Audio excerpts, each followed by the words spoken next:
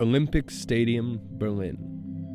Originally constructed for the 1936 Summer Olympic Games, the site is remembered more as a setting for Nazi propaganda films and rallies than for the games themselves. Looming on the outskirts of the city, the stadium is a memento from an era most Germans would quickly like to forget. But one weekend every summer, the site becomes a trying ground once again as 6 teams from around the world come together for a contest of a different sort. The World Championship of Fireworks.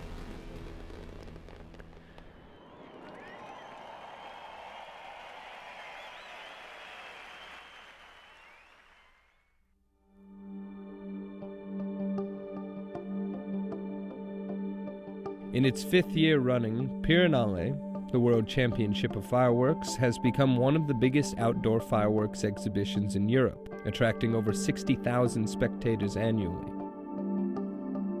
The competition is organized and supervised by Flash Art, an internationally renowned German fireworks company. We are doing all the technical support for all the teams that are coming here.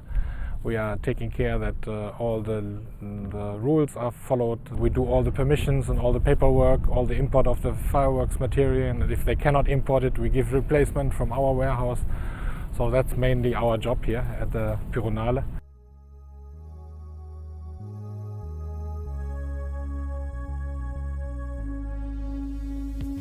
Setup begins 2 days before the competition on the Maifeld, a large expanse used as the polo field during the Olympics.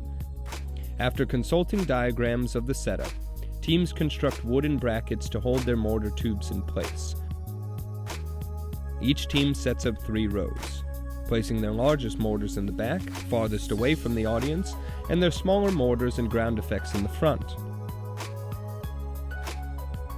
Once the tubes are set, teams begin the loading process, filling each tube with a shell. Teams also begin rigging up their secret weapons, smaller ground-based fireworks ranging from innocuous-looking capsules barely visible through the grass, to fountains placed on top of massive wooden structures. This is what we call the stars machine. It's going to be static, but it's going to fill this place with stars. It's going to be like sparkling white fire. The final stage of the setup involves wiring the fireworks together and programming them into an electronic firing system. All of the shows in this year's event are run and launched through a German-developed firing system called the PTX.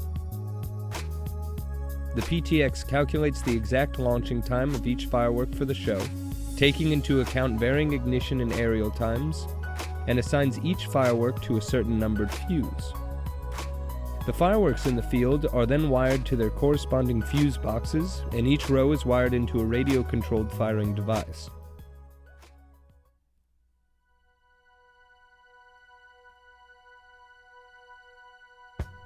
The stadium comes alive as the crowd files in and the sun begins to set.